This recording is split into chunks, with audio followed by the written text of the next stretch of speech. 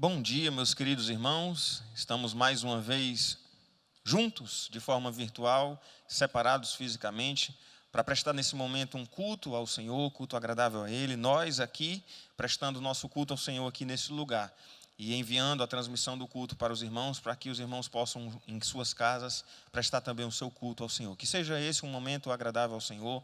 Coloque a sua família diante do Senhor em oração nesse momento. Nós vamos fazer o prelúdio, e enquanto o prelúdio é tocado, que você e sua casa possam se colocar diante dele nesse momento em oração, que possam estar realmente fazendo da sua casa um local de culto nesse momento. Vamos orar nesse instante.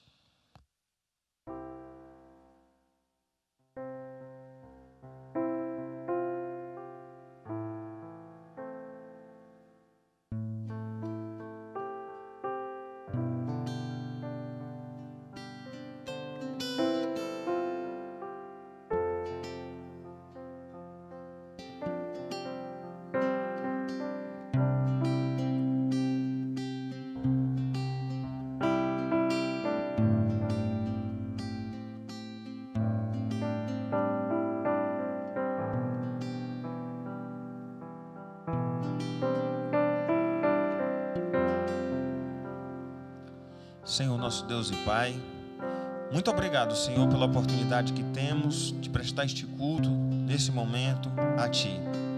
Um culto diferente, um culto sem pessoas aqui conosco, um culto que nós não estamos juntos enquanto igreja, mas o que nós te pedimos, ó Pai, que este culto, que o que nós prestamos aqui e que cada irmão preste na sua casa, possa de fato ser um culto agradável a Ti. Que nós possamos aproveitar cada momento de louvor para de fato louvar o Senhor de coração. Que a gente elimine as distrações que temos dentro da nossa casa e possamos voltar os nossos olhos somente para Ti. Abençoa cada momento deste culto, abençoa cada família que nos acompanha nesse momento, a transmissão deste culto, e mesmo aquele que eventualmente assista depois. Mas que todos nós possamos estar no verdadeiro propósito de Te louvar, de Te adorar e de aprender mais de Ti. Dirige-nos segundo a Tua vontade. É a oração que te fazemos em nome de Jesus. Amém, Senhor. Só uma observação que eu gosto sempre de fazer no início, acabei não fazendo antes da oração. Lembrar que estamos aqui todos fazendo todo o cuidado aqui nesse momento, com pouquíssimas pessoas aqui nesse lugar, fazendo sempre o uso de álcool gel. Inclusive, antes de subir aqui, limpei com álcool gel. Todos aqui estão com bastante cuidado, mantendo a distância, para que a gente possa, de fato, zelando pela saúde uns dos outros. Mas vamos, então, louvar o Senhor e louvar o Senhor com alegria nesse momento.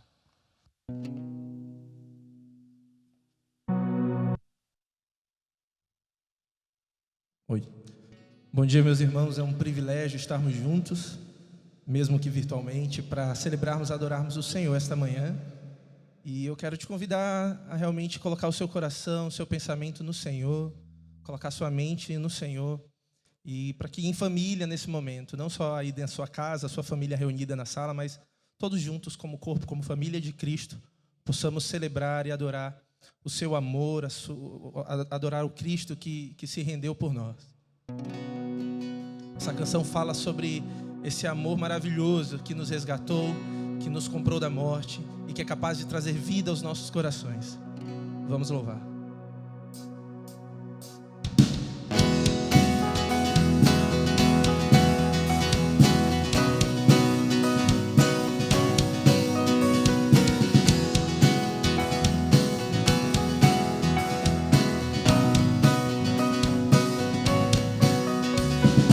Nada nos separará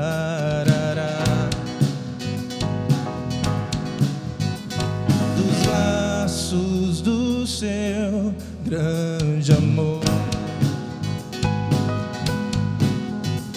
De longe ouvimos o amor que chama, paixão profunda, bondade e graça se derramando. É tão profundo, tão imenso e cobre-nos. É furioso, poderoso e abraça-nos. Só Ele pode devolver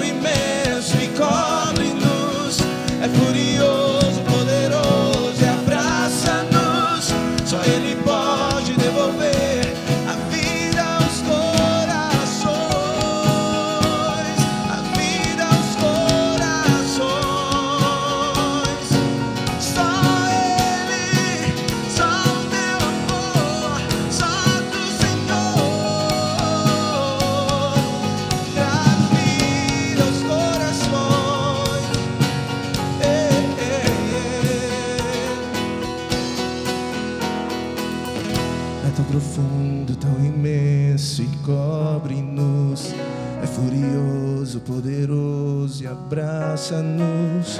Só Ele pode devolver a vida aos corações. É tão profundo, tão imenso e cobre-nos. É furioso, poderoso e abraça-nos. Só Ele pode devolver a vida aos corações. É tão profundo, tão imenso e cobre-nos. É furioso, poderoso e abraça-nos. Só Ele pode devolver a vida aos corações. Só o teu amor é tão profundo, tão imenso e cobre-nos. É furioso, poderoso e abraça-nos. Só Ele pode devolver a vida aos corações.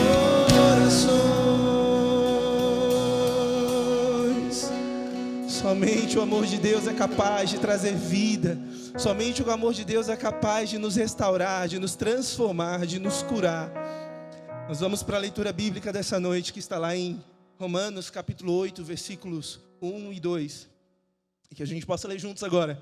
Diz assim: portanto, agora já não há condenação para os que estão em Cristo Jesus, porque por meio de Cristo Jesus, a lei do Espírito de vida me libertou da lei do pecado e da morte. É por meio do sacrifício de Jesus ali na cruz que nós temos a redenção. Por meio do sacrifício de Jesus que nós fomos resgatados do pecado, da morte, da condenação eterna, para que tenhamos a vida eterna. Possamos cantar isso essa manhã.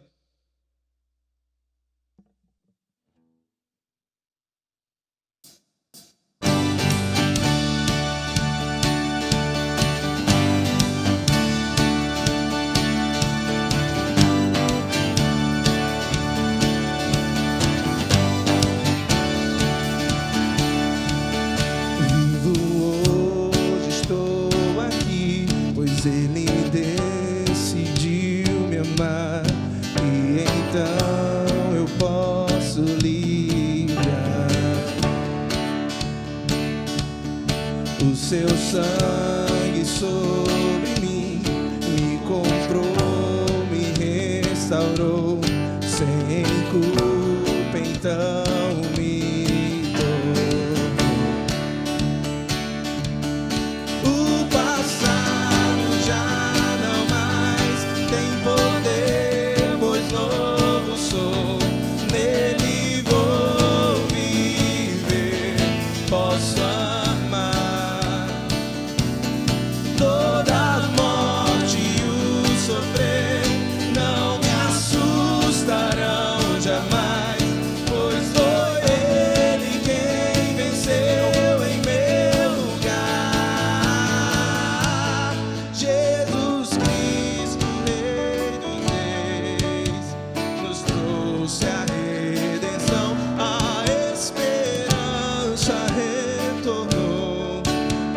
e paz nos revelou.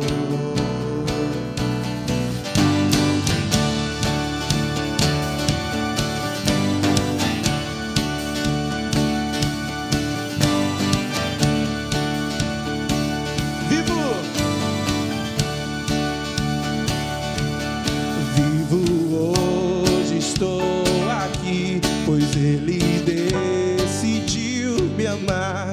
Então eu posso livrar.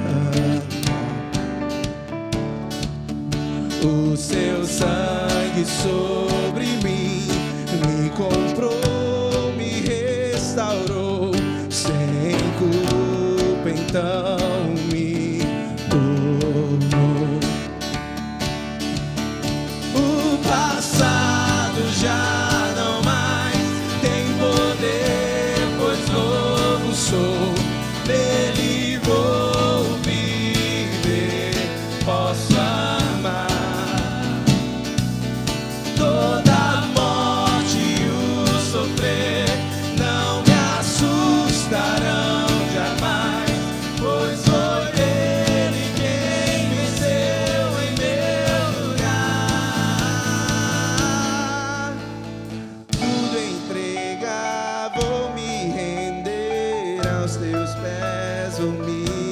lançar tudo entregar, vou me render aos seus pés, vou me lançar tudo entregar, vou me render aos seus pés, vou me lançar tudo entregar, vou me render aos seus pés, vou me lançar. O passado já não mais tem poder, pois novo sou, nele vou viver, posso amar. Toda a morte e o sofrer não me assustarão jamais, pois foi Ele quem venceu em meu lugar.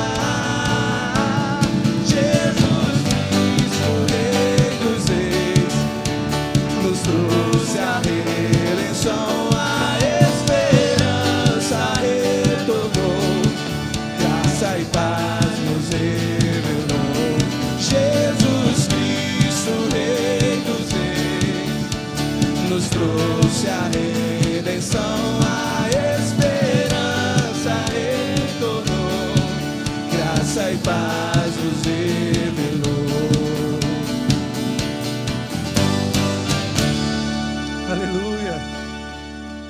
É um privilégio termos sido tocados por esse maravilhoso amor.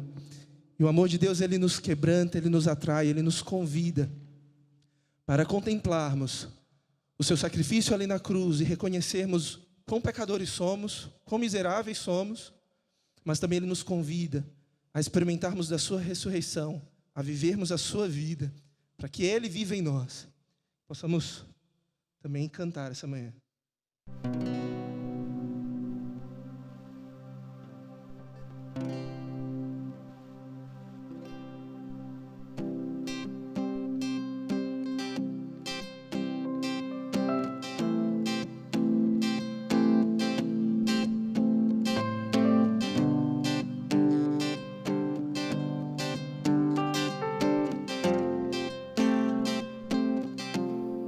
Eu olho para a cruz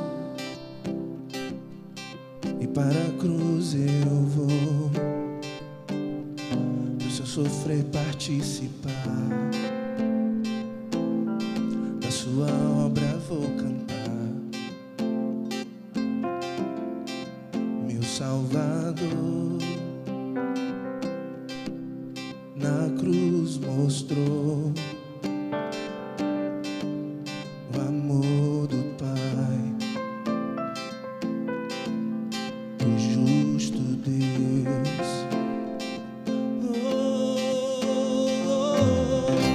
Pela cruz me chamou gentilmente, me atraiu e eu, sem palavras, me aproximo, quebrantado por seu amor.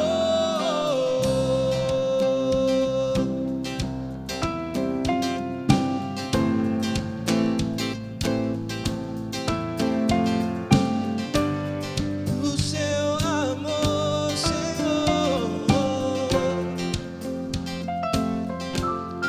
imerecida vida,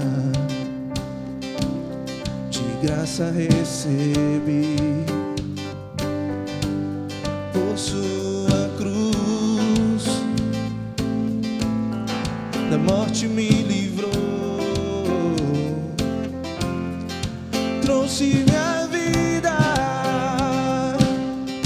Eu estava condenado, mas agora pela cruz eu fui reconciliado. Pela cruz me chamou gentilmente, me atraiu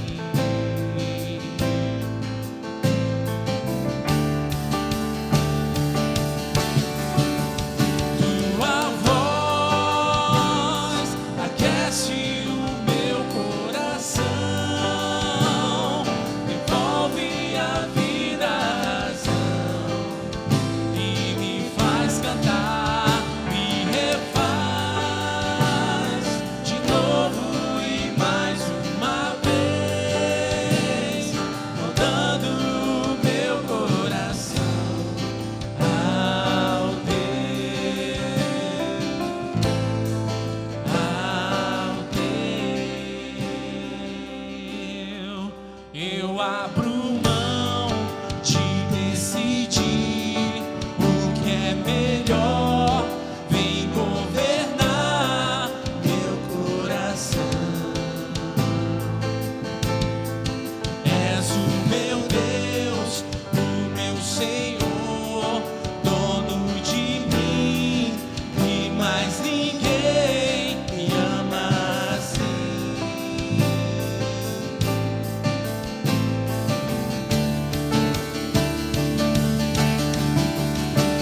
Tua voz aquece o meu coração, envolve a vida, razão, e me faz cantar, me refaz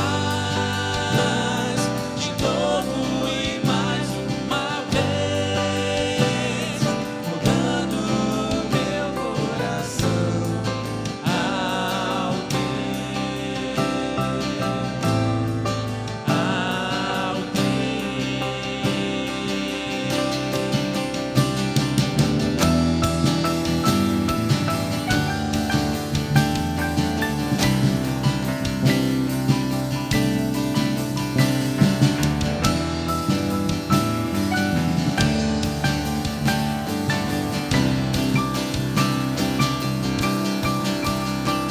Tua voz aquece o meu coração,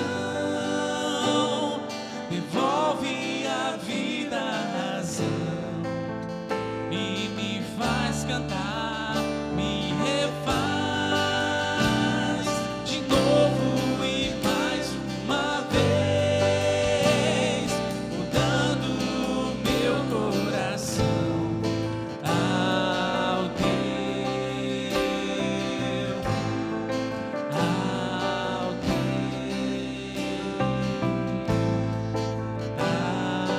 teu nome bom, doce a fé, a esperança do povo. Nome bom, doce a fé.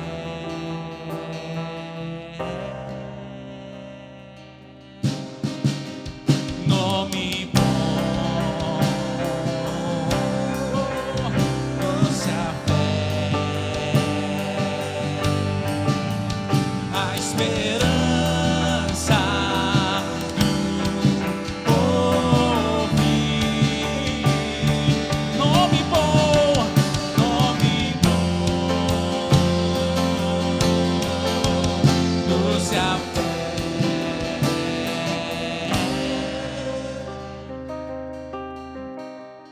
A esperança, a esperança, a esperança do povo.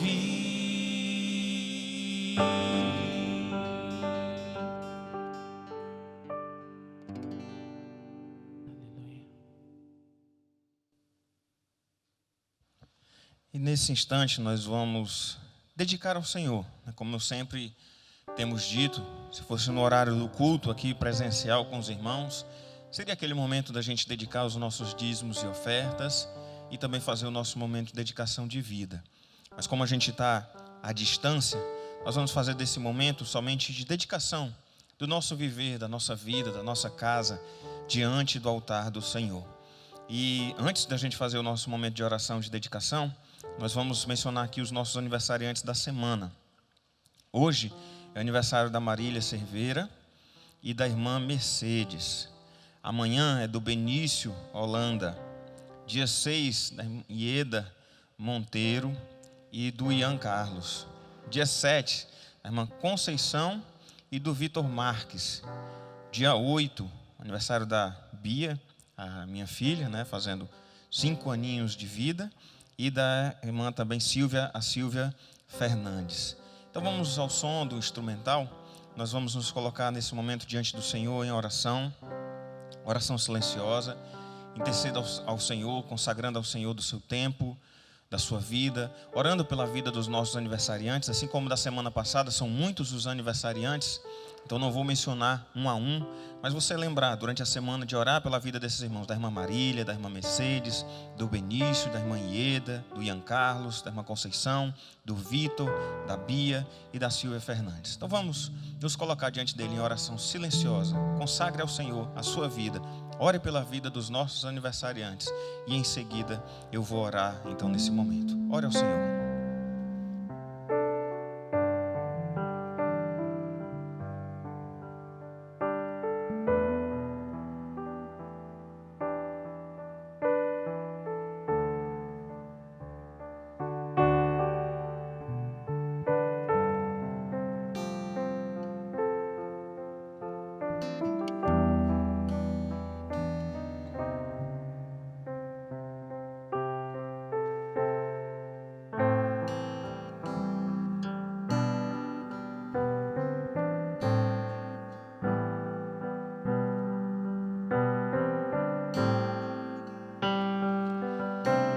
Senhor, nosso Deus e Pai, estamos nesse momento diante de Ti em oração para consagrar a nossa casa, para consagrar o nosso viver, para consagrar o nosso tempo nas Tuas mãos.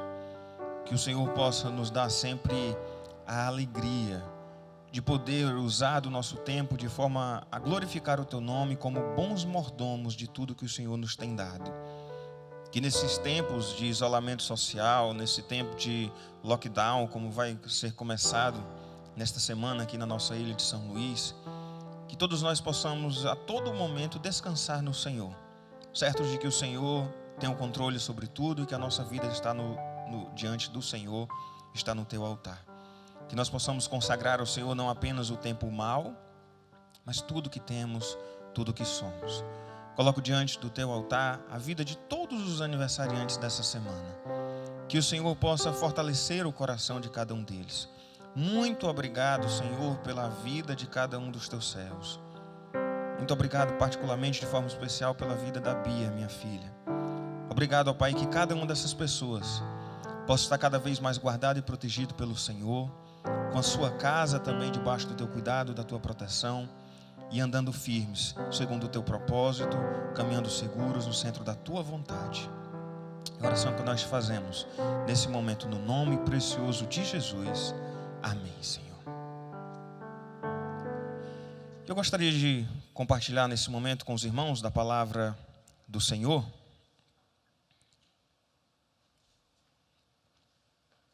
E a palavra do Senhor que nós vamos meditar hoje está no texto de Isaías, no capítulo 40, o versículo 1 e o versículo 2, eles dizem o seguinte: Consolai, consolai o meu povo, diz o vosso Deus.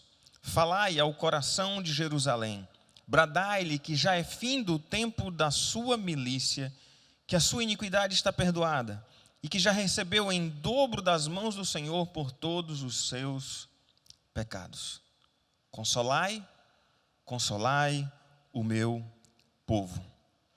E aí a gente pode olhar e pensar logo imediatamente, que coisa boa, né? A gente pegar assim, consolar o meu povo, então tem tudo a ver com o que a gente está vivendo hoje. E aí, para que a gente possa de fato entender o contexto em que essa palavra foi dada, em que essa afirmação consolai o meu povo foi dada pelo Senhor, uma ordem dada para que a palavra do Senhor fosse de auxílio, de conforto, de consolo àquele povo naquele momento, a gente vai retroagir um pouco na história e entender o contexto original desse texto de Isaías no capítulo 40. Isaías, o profeta, ele era um homem muito bem educado. Ao que tudo indica, ele era alguém de uma família nobre de Jerusalém, então muito bem educado, oriundo de uma família nobre, que gozava de boa relação com a família real, né, e os mais altos também oficiais do governo. É interessante que a gente tem alguns profetas do Senhor que eram homens do campo e outros mais eruditos. Uns que falavam num linguajar mais voltado ao homem do campo e outros aqui, num linguajar mais erudito, com proximidade com o rei e tudo mais, mas servo do Senhor da mesma forma. E o nome do profeta Isaías significa que Yahvé, né, o Senhor, deu salvação. E é curioso porque eu não sei o que é que estava na cabeça do pai e da mãe quando deu esse nome, mas certamente o Senhor, que tem um controle sobre todas as coisas, o nome de Isaías, ele tem um sentido muito adequado com o conteúdo da pregação do profeta Isaías, como a gente vai perceber. Isaías, ele foi vocacionado ainda muito jovem. E quem não lembra daquele texto, lá de Isaías no capítulo 6, né, quando ele fala, então, ele contempla ali o Senhor diante do trono, e ele vai dizer, então, ai de mim que vou perecer, e o Senhor manda o anjo ir lá e colocar a tenaz ali na sua boca, para que o seu pecado fosse purificado. E aí ele ouve uma voz que diz, então, a quem enviarei, quem há de ir por nós? E Isaías diz aquela famosa afirmação, eis-me aqui, envia-me a mim. E ele recebeu a ordem de pregar ousadamente uma mensagem que não seria das mais agradáveis, que era uma mensagem de advertência, uma mensagem de alerta, uma mensagem que acusava, que denunciava o pecado do seu povo. O povo, naquele momento, ele vivia uma vida de pecado, de promiscuidade, mas principalmente uma vida de idolatria, se curvando diante de ídolos, e isso profundamente desagradável ao Senhor. E Isaías vai pregar, então, até o capítulo 39, desafiando o povo a uma mudança de vida, a ter uma completa mudança, para que eles pudessem, então, se arrepender e não receber o juízo da parte do Senhor. E Isaías vai exercer então o seu ministério por cerca de 40 anos, um pouco mais. E segundo a tradição, ele vai morrer por volta do ano 680 a.C., martirizado, por ordem do rei Manassés, teria sido, então, segundo a tradição, teria sido cerrado ao meio. Isaías, ele prega no reino de Judá, no reino do sul, e é interessante que o ministério do profeta Isaías, ele é bem diferente, e ele é tão especial, tão diferenciado, tão singular, que os mais céticos, eles têm dificuldade de acreditar que o mesmo profeta Isaías, que inicia aqui até o capítulo 39, é o mesmo que prega até o final do texto sagrado. Por quê? Porque a gente vai vendo, então, uma diferença, um tempo histórico distinto. Então a gente vai ver até o capítulo 39, a gente teria o original, e a partir daí 2 outros discípulos que teriam dado sequência à mensagem do profeta Isaías. Porque o que acontece? Por que os mais céticos pensam dessa forma? Porque até o capítulo 39, o contexto é exatamente esse que eu estava falando, sobre uma mensagem de desafio a uma mudança, ao arrependimento e tudo mais. Uma mensagem de condenação, uma mensagem de chamado ao arrependimento, um alerta sobre o juízo que viria. E se você conhece a história do povo de Israel, você vai ver que o povo não se arrependeu. O povo não se arrependeu. E aí o que vem aquela questão, até o capítulo 39, Isaías estava vivo. E quando a gente vai perceber, exatamente nesse momento aqui da transição, é que existe uma lacuna de 150 anos entre o contexto da pregação do capítulo 39 e o contexto da pregação do capítulo 40. E aí, por causa disso, os mais céticos vão dizer, olha, foi um discípulo que deu essa outra mensagem, porque o tempo histórico é outro. No entanto, nós cremos que o mesmo Deus que falou ao coração de Isaías, porque por trás do profeta que escreveu a mensagem, por trás do profeta que pregou, nós temos aquele que estava no controle de todas as coisas e que deu a mensagem a Isaías, que é exatamente o Senhor nosso Deus, que tem o conhecimento sobre tudo. Talvez Isaías não tivesse certeza se o povo ia se arrepender ou não, se o povo ia ser levado cativo ou não, se o povo ia sofrer juízo do Senhor ou não, mas o Senhor, nosso Deus, Ele sabe de todas as coisas, e quando Ele deu a mensagem para que o profeta Isaías pudesse pregar, Ele deu não apenas revelando aquele momento que estava acontecendo até o capítulo 39, mas também revelando uma mensagem que deveria ser dada ao povo numa oportunidade futura a partir do capítulo 40. No capítulo 39, se você observar, você pode ler isso em casa depois, você já está em casa, né? Pode ler depois. Diz que ele prega, então, ao rei Ezequias. E aí, se você observar lá no texto de Crônicas, a gente vai lá já ler um texto de Crônicas, você vai ver que depois do reinado de Manassés, depois do reinado de Ezequias, a quem ele pregou no capítulo 39, vem o reinado de Manassés, que o matou.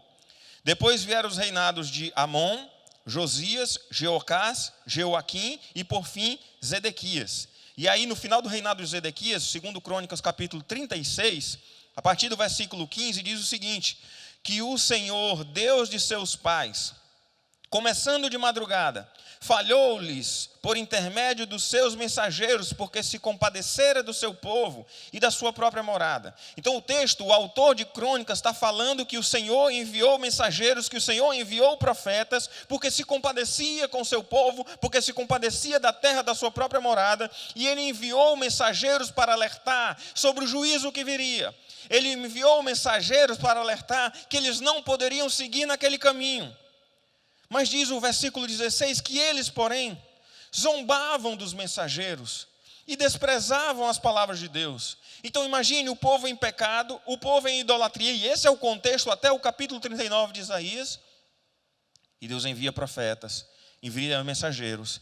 E eles não apenas zombavam dos mensageiros, como também desprezavam as palavras de Deus.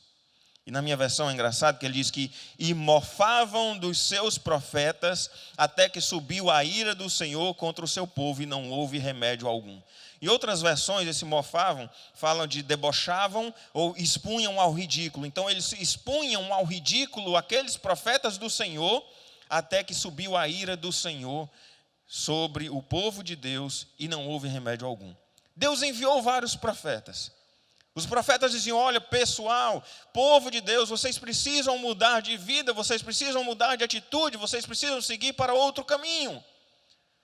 E aí apareciam os falsos profetas, nenhuma semelhança com os falsos profetas dos nossos dias.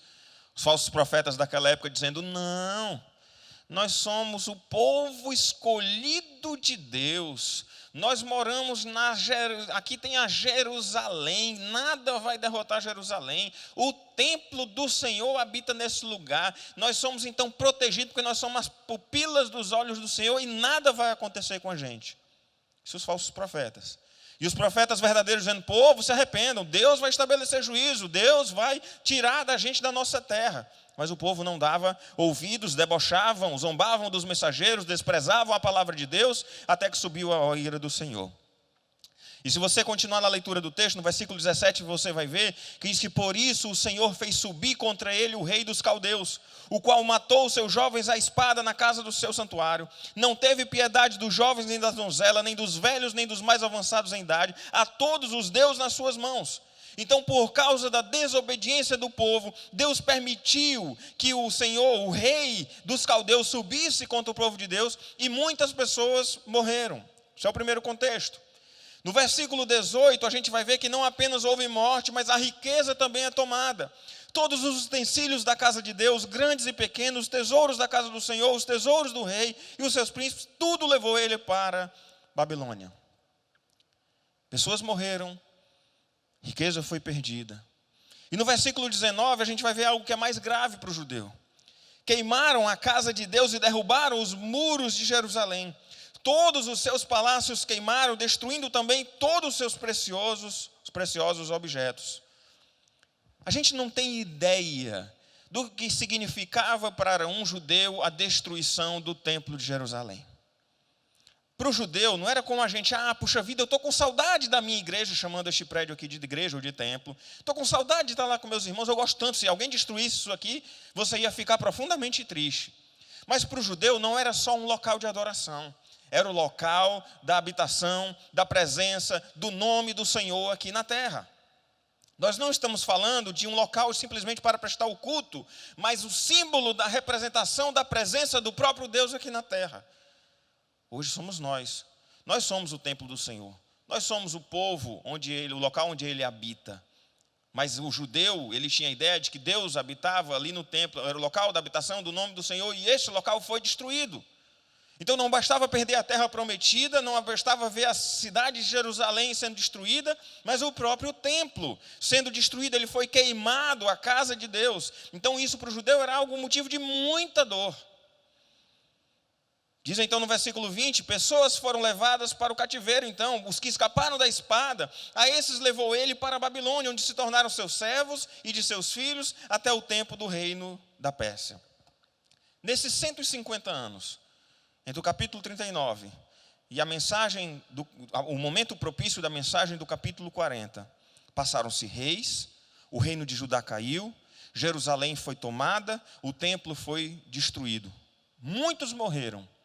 E os que escaparam, profundamente tristes, porque tinham perdido a sua terra, perdido a sua cidade, destruído o templo, perdido entes queridos, perdidos as suas riquezas, esses foram levados cativos e por lá ficaram por muitos anos.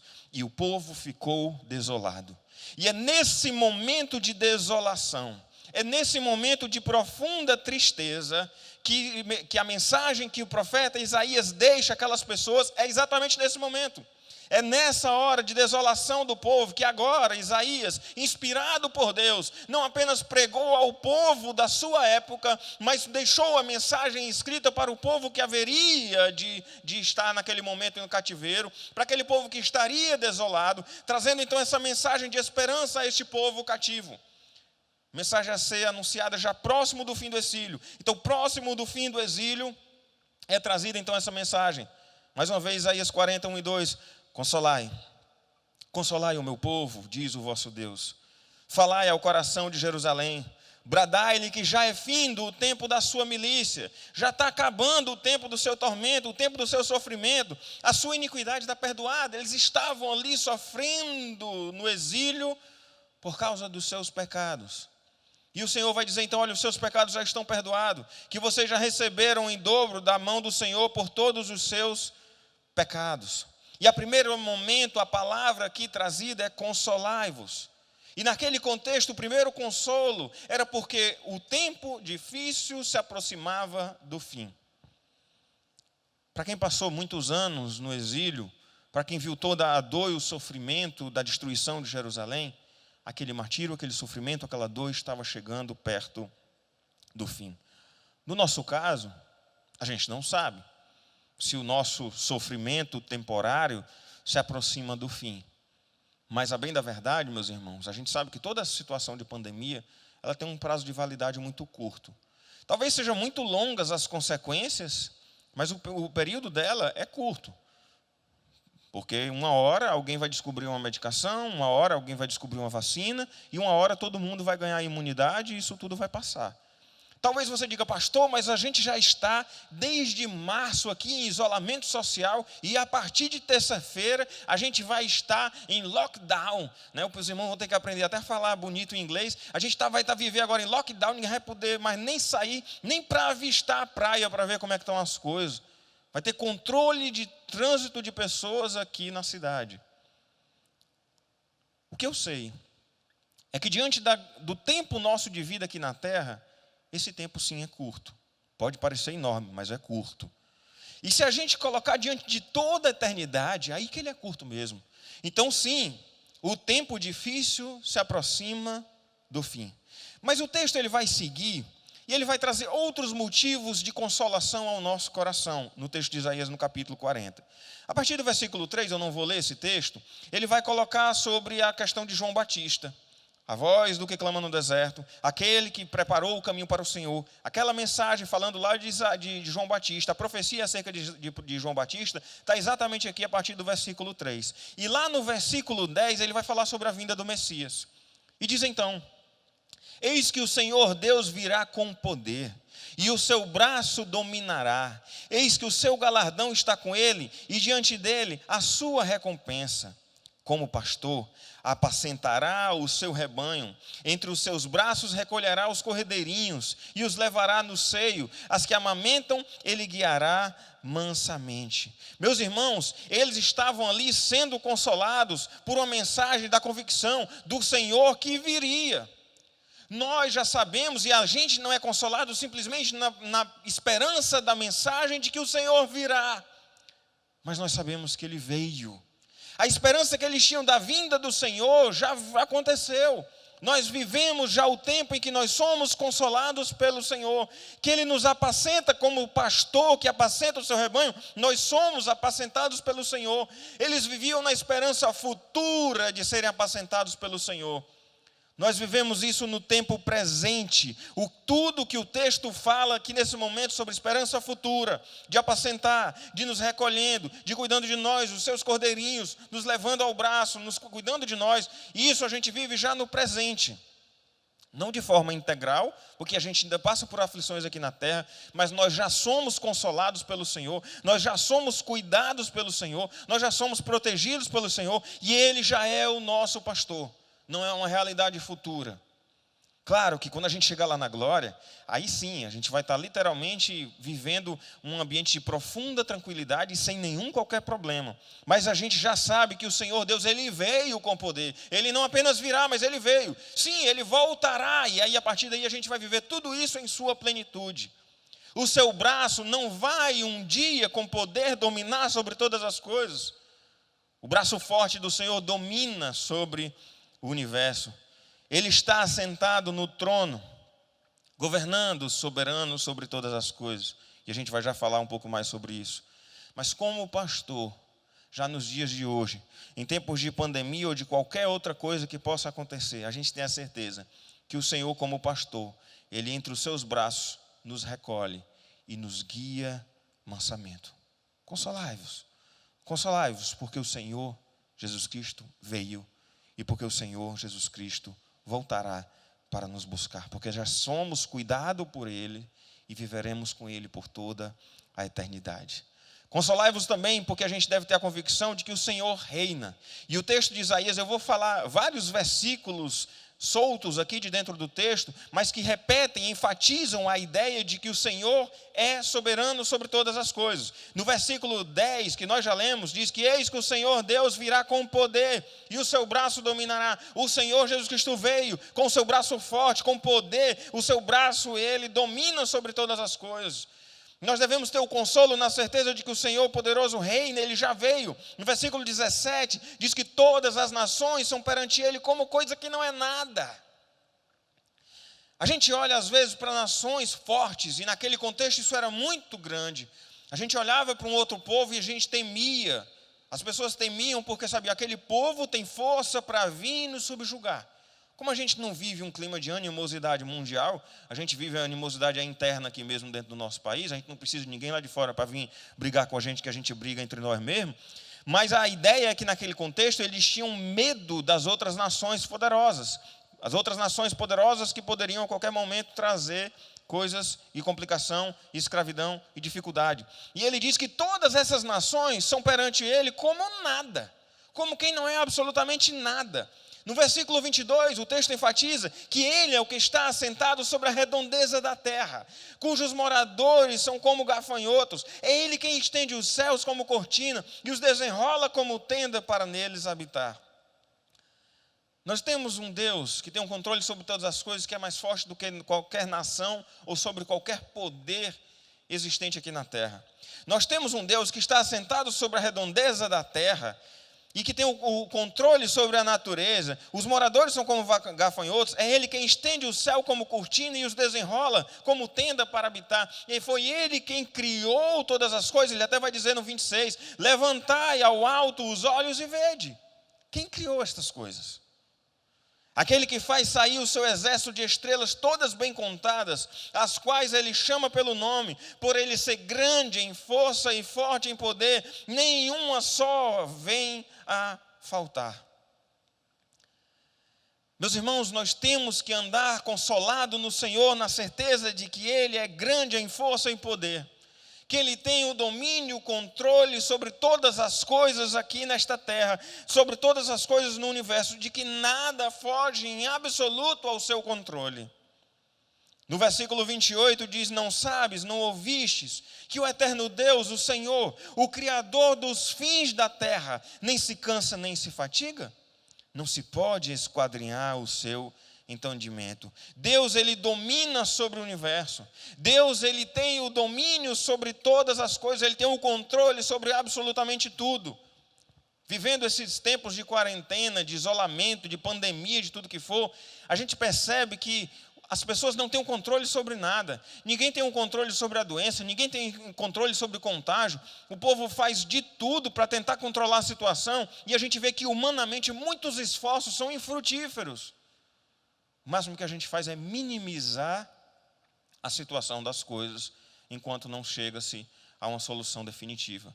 E nessa tentativa de minimizar, a gente percebe que a gente não tem o controle sobre nada. E essa questão de não se ter o controle sobre as coisas pode trazer aflição ao coração, mas consolai o seu coração, consolai-vos uns aos outros, consolai aqueles que estão ao vosso redor, sabendo que o Senhor domina sobre todas as coisas, com mão forte e poderosa, e tem poder sobre todas as coisas, que nossas vidas estão nas mãos daquele que governa sobre o universo. Ele tem poder sobre tudo, nós não temos o que temer. Mas o versículo 29 em diante, ele vai trazer uma mensagem preciosa do Senhor. A gente já viu que o Senhor governa soberano, que Ele governa com poder, que Ele veio e habita e está entre nós, que Ele nos consola, nos pega como ovelhinha, cuidando ali como pastor que é nosso. E agora a gente viu a grandiosidade da força e do poder do Senhor. E a partir do versículo 29, a gente vai ver que esse Deus que é grande em força e poder e que nunca se cansa, que Ele faz forte ao cansado e multiplica as forças ao que não tem nenhum vigor. Meus irmãos, é maravilhoso a gente saber que não apenas Deus tem o controle sobre tudo, que Ele tem força e poder para fazer todas as coisas, mas Ele, na grandiosidade do seu amor, na grandiosidade do seu poder, Ele também nos faz forte para enfrentar as circunstâncias. Não é só a gente aqui fraquejando, sofrendo, caindo no meio do caminho e olhando para frente e só dizendo: Senhor, a minha esperança está em Ti. Mas além disso, além de ter a esperança convicta de que Ele tem um controle sobre tudo, de que Ele domina sobre todas as coisas, Ele ainda nos faz fortes, dá força ao cansado. Ele multiplica as forças ao que não tem nenhum vigor. Meus irmãos, quantas vezes nessa caminhada de vida a gente tem e olha para a circunstância e diz: meu Deus, eu estou cansado disso tudo. Estou cansado dessa situação. Senhor, eu estou colocando nas Tuas mãos. E o Senhor tantas vezes fortalece o nosso coração, tantas vezes nos dobra, nos redobra, nos cuida de nós, cuida do nosso ânimo e nos dá força para enfrentar as circunstâncias difíceis. Não é apenas ter a certeza de que Ele tem um controle sobre tudo e que um dia isso vai acabar, mas enquanto isso não acontecer, o Senhor, através do Santo Espírito Consolador que habita em nós, nos faz fortes para enfrentar as dificuldades. Porque estamos transmitindo pela internet, não vou citar nomes, mas eu nunca me esqueci de uma vez que eu fui participar de um treinamento em uma determinada igreja, e eu fui participar assistindo o treinamento, não fui ministrar, não era pastor nesse momento.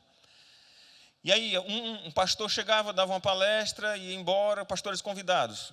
E um primeiro pastor convidado, ele chegou falando e ele dizendo que, olha, que às vezes a gente fica cansado, que às vezes a gente exercendo o ministério na igreja, a gente fica cansado, e que a gente precisa desopilar, e que a gente precisa pegar e sair, fazer alguma coisa de lazer e tudo mais. E ele dizendo: eu desligo mesmo o telefone, eu saio aí e tudo mais, porque eu preciso desopilar, eu preciso descansar.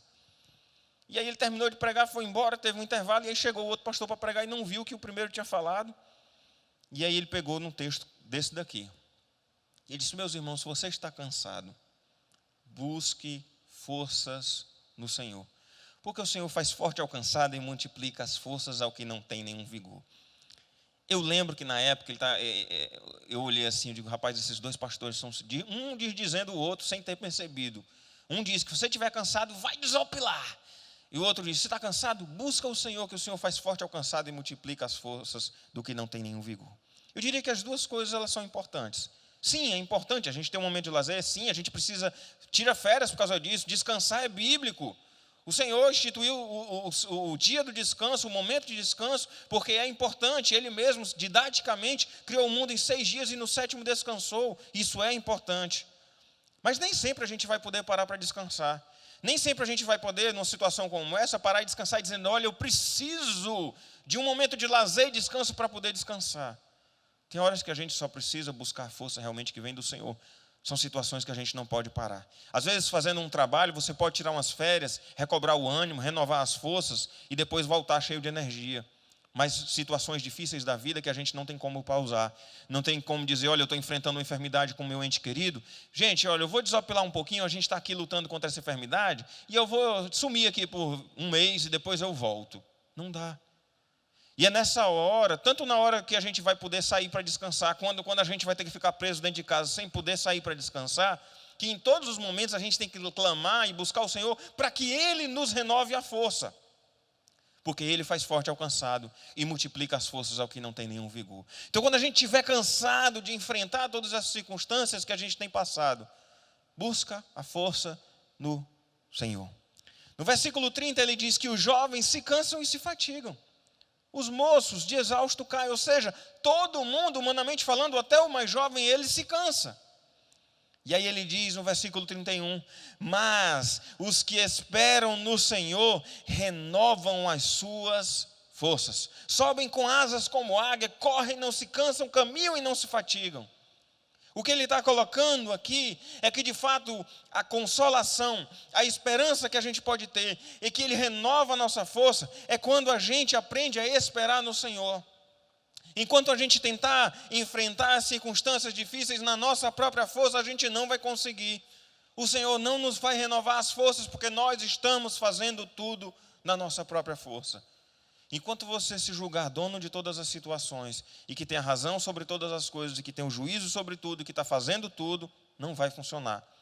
Mas os que esperam no Senhor renovam as suas forças. É essa ideia de que a gente precisa de fato buscar o renovo no Senhor, buscar a nossa força no Senhor, aquele que tem o poder sobre todas as coisas, que tem força e poder para tudo. É Ele que nos renova as forças diante de circunstâncias que a gente não tem como escapar ou diante de toda e qualquer circunstância. O Deus Todo-Poderoso nos dá forças para enfrentar as dificuldades. O Deus Todo-Poderoso não apenas nos traz conforto para saber que Ele veio, para saber que Ele governa, para saber que Ele é o nosso pastor e que não nos desampara, para saber que Ele tem poder sobre todas as coisas, mas Ele nos dá a força necessária para enfrentarmos as tempestades da vida.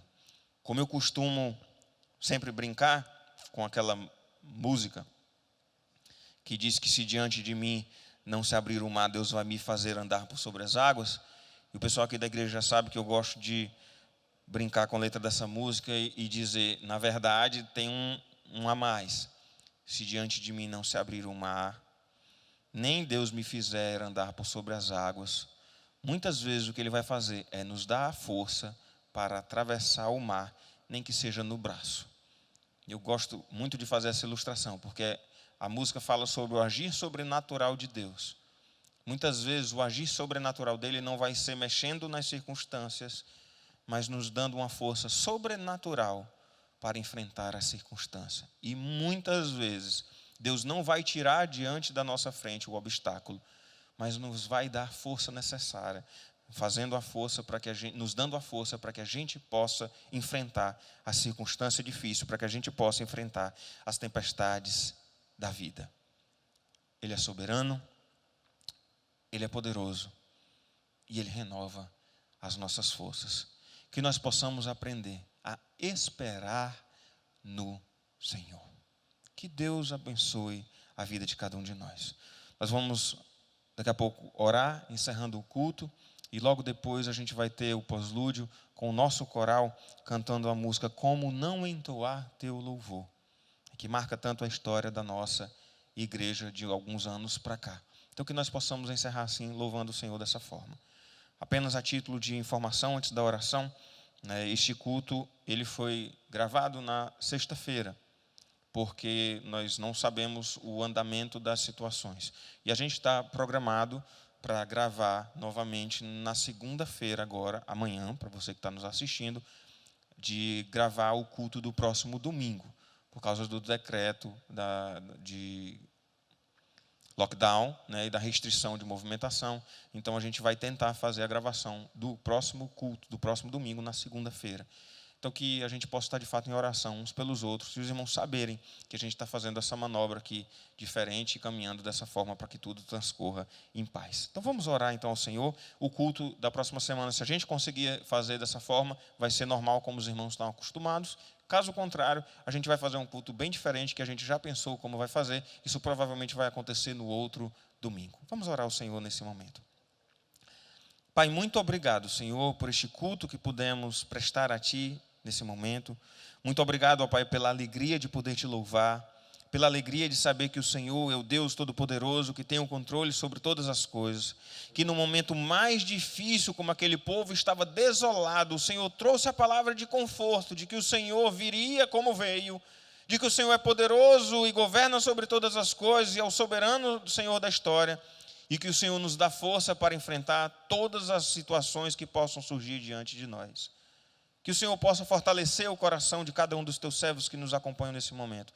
Que todos nós possamos descansar seguros nas tuas mãos, esperar no Senhor, para ter as nossas forças renovadas, esperando em Ti, Senhor, porque cremos que o Senhor é o Deus soberano sobre todas as coisas. Abençoa todo o teu povo que nos acompanha nesse momento de transmissão do culto. Abençoa todos os irmãos, especialmente da ilha, aqui de São Luís, nesse momento um pouco diferente que a gente vai passar a viver a partir da terça-feira. Que o Senhor nos abençoe, nos guarde e nos proteja de todo o mal. E que cada servo teu que nos acompanha nesse momento possa ter a convicção de que o Senhor, Deus poderoso, que governa sobre o universo, nos faz fortes para enfrentar as circunstâncias. O Senhor é o nosso pastor e tem cuidado de nós. Abençoa-nos nesse momento, é a oração que te fazemos em nome de Jesus. Amém, Senhor. Fique agora com a transmissão do pós-lúdio, do nosso coral. Que Deus abençoe você e a sua casa. Tenham todos um bom domingo.